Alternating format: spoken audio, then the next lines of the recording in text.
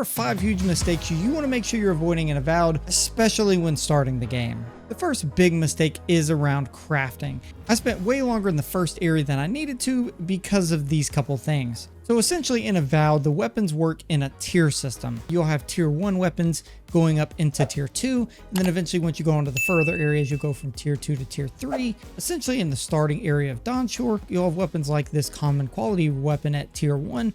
You'll use it tier 1 and then upgrade it to tier 2 in this area. Then you'll go from tier 2 to tier 3 in the following area. Each time you go to a new area, you'll essentially upgrade your quality of gear. Because essentially you need to almost match your weapon that you're using with the tier of enemy you're fighting. As an example, you can see this enemy is tier 2, meaning you don't have to, but you ideally need to be using a weapon that is at least tier 2 or higher to get all of your actual correct damage buffs, so that way you can make these fights a lot easier. And you can see here in the Southern Fairness first town, if you actually go to the vendor right here, the blacksmith Gwyneth, and we have over any one of these fine quality weapons, which is 1 quality above common, you can see it says this weapon is higher quality than your current weapons, and that creature with fine armor will actually take 35% more damage. So if you're finding an enemy that shows level 2, ideally once you go to that area, or before you go to that area, you want to have a tier 2 quality or fine quality weapon. Once you start seeing tier 3, tier 4 enemies, you want to make sure you have the same quality gear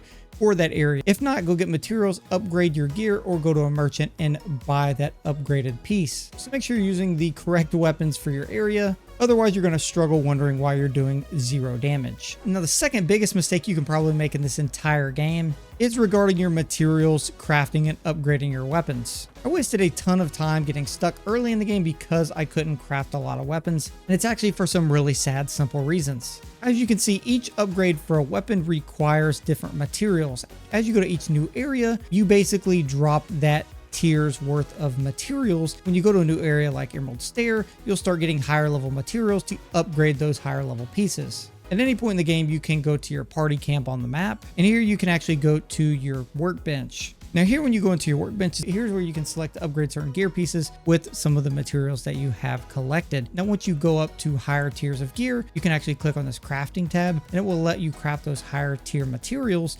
using lower level materials that you no longer need by simply coming in here and upgrading them. So ideally, the 3 things to pay attention to here, which I messed up pretty early, is paying attention to what items you can use in your workbench. And what I mean by this is, you can see if I go to upgrade this mace, you can see if I go to upgrade anything like this ranged pistol, you can see I have 2 of 4 Adra there that will allow me to upgrade this unique to the next level. But also, if I go into my crafting menu, I can create an awakened Adra for 1 higher tier upgrade than that, and I currently have 2 out of 3 here that I could use to make this upgrade material an exceptional one. Now, what I was doing for a long time is actually going into my party stash and storing my materials in my party stash. Keep in mind, they don't weigh anything when on your character. You should actually always keep these on your character and never keep anything in here, even though I know it's counterintuitive. If I actually take one of these Adra and put them into my party stash, I now only have 1 in my inventory. The way this menu works for the workbench is, if I go to upgrade this pistol, I still have 2 out of 4. But if I go into my crafting menu and I go to upgrade that to a new material, I actually now only have 1 instead of 2. The upgrade materials seem to pull from everything, including your stash, but the crafting tab only pulls directly from your inventory, so just keep everything in your inventory. Keep in mind, you can also downgrade materials in this downgrade tab if you need. You always want to make sure you're upgrading your weapons every chance you get, because every extra bump or upgrade of your weapon, especially to the next tier, makes it a ton more powerful. Now, if you see, every piece of armor and weapon takes a certain plant material of that same tier to actually upgrade, which means you need a lot of that one specific material that you can run out of very quickly. Meaning you want to pick up those plant materials every chance you get. Now, no matter what area you're in, one key trick to being able to spot these specifically and not waste time early is, if you look at my map icon in the top left, you will see 2 plants, one with 2 leaves and one with essentially 3 or 4. The one with 2 is always going to be some sort of thing like this, where it gives you health and essence regeneration as an example or ingredient. And the other one is the one with a bunch of leaves on the icon, which again is going to be used to upgrade common gear to fine gear, and it's going to be used in every single gear upgrade. And again, no matter what tier area you're on or what tier gear, every single time you see one of those plants that has multiple leaves as an icon, you want to make sure you pick that one up specifically, because it's going to be used to upgrade your gear. If you do that, you'll always have materials to upgrade extremely quickly. Also, if you're struggling in the early game with materials, you can go to this Southern Paradise town in the market district, essentially talk to Gwyneth again here, and she will sell you some basic crafting materials that refresh on occasion. So you can buy iron chunks here, pelts, etc. for very cheap. The next mistake is what you should sell versus what you should scrap, made super easy because you can basically screw yourself out of a lot of money and a lot of gear by just doing all one or all the other. As you can see, some pieces of weapon and gear can actually break down into certain different things. For instance, this regular fine quality mace, it breaks down into a steel chunk.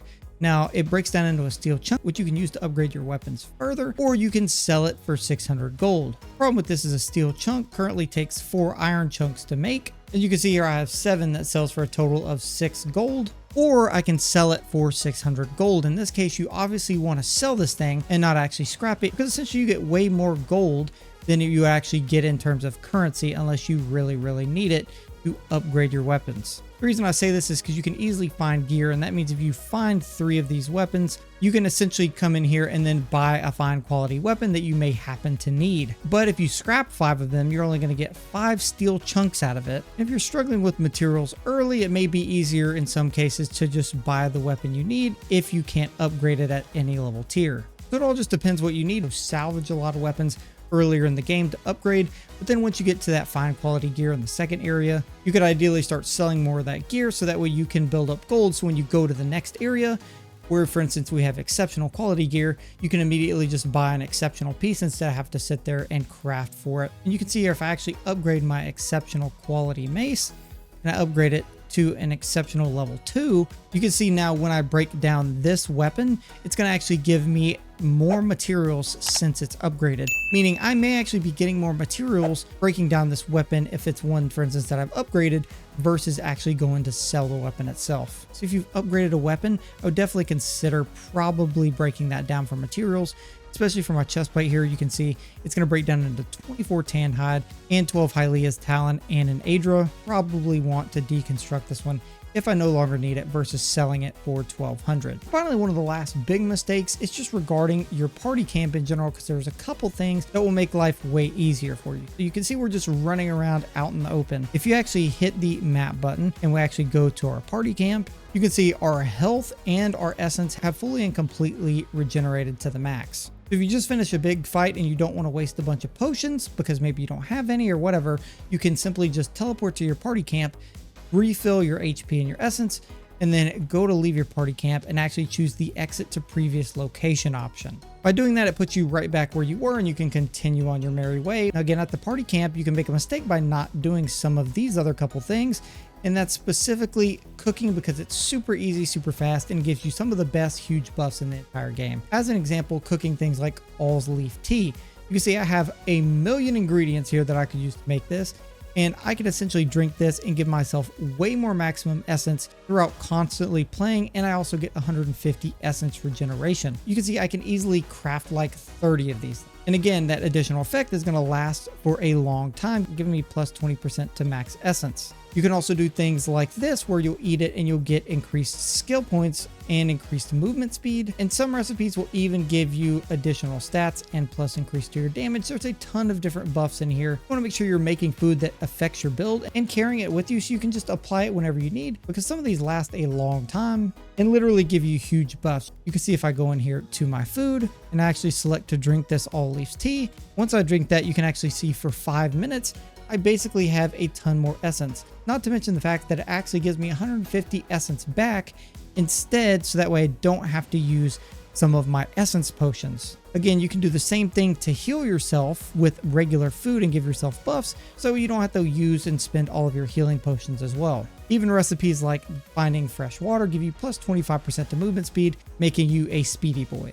And again, you can see in my menu here, I have 155 foods that can heal me, meaning I can take these instead of my 7 only left that I have healing potions.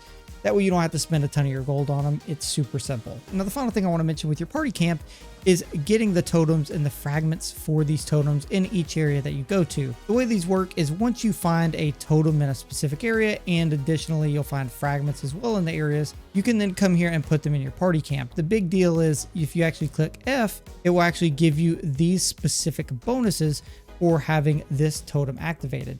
Once you complete a new area, you'll get another totem and another totem. You can pick which one you want to have activated. Thing is, if you only have 4 to 6 fragments, you're only getting 4 of the fragments bonuses. If instead you go back and actually go back and get the remaining 2, you can have all 6 fragments in here and get all 6 individual fragment buffs. Another early game mistake I made was not learning how some of the combat system works, especially around something like magic. So for the wizard, again, we have obviously a bunch of different abilities and spells here. I think that you obviously want to stack certain ones more and more and higher, so that way you can get the most damage out of them. But on top of just upgrading specific skills really high, there's one specific trick with the wizard that you want to make sure you're using, and that's not just using any grimoire, but that's using a specific one that uses the skills that you basically are using. So you can see I'm using the Book of Embers here, which gives me Fan of Flames, Fireball, and Meteor Shower on level 20. And you can see there's an option there that says Spell Imprinted rank 2. Now, if you actually look at the abilities here, it will tell you additionally, if you're casting the purchase spell from your book, it empowers it, casting it as if it was 1 rank higher. This means that if you have a book with ideally the spells that you have in your wizard tree, you only need to upgrade them to level 2 if they exist also again in your book. And that's because again, the book treats it as if it's 1 rank higher than it is, meaning we're treating this as it is already rank 3 by casting it if we were to cast it from this menu here on the bottom with our book open. And you always want to make sure you're casting specifically from your book in this case. Now make sure to watch my essence for this one. If you cast your fireball directly from this menu, you can see how much essence you actually spend casting that skill, and it's on a 15-second cooldown. Keep in mind, a lot of people have the misconception that if you have your book on, you automatically get these bonuses. No, these bonuses are for these specific skills cast from specifically the book, the cooldown bonus and the ability cost. So you can see if we actually change our menu to use and cast directly from our book, our essence is going to go down a much smaller amount, and our cooldown is only going to be 7 seconds. So you get those huge bonuses if you cast from the book, which is why you want skills that you're invested in also in the book as well, because it gives you a free rank up, which means you save all of those skill points to put in other things in your tree, and you get all the extra damage abilities that come along with using the book to cast. If this video helped you out, drop a like on the video, subscribe if you're new. If you have any cool tricks for Avowed, let me know in the comments below.